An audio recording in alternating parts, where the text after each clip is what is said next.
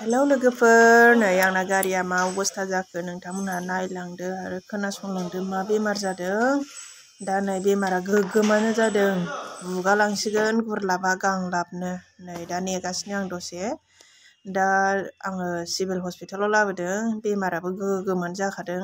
दा नोंथांमोनहा नायलांदो अपारेसना माखौ खालामनाय जायो। नै अपारेसना नै उदैखौनो हाखावनांबाय। दा बे उदै सिङावनो जादों।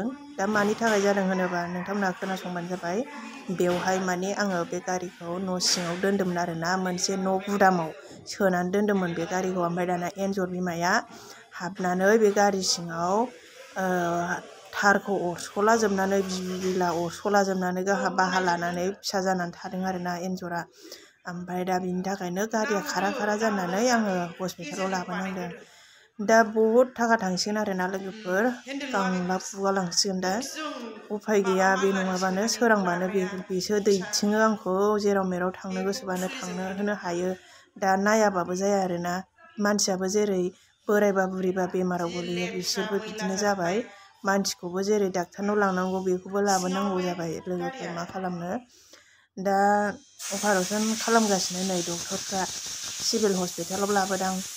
दा बेसेबां थाङो होलांनोसै, माथो खालामनो उफाय गैया फाहामाबाबो।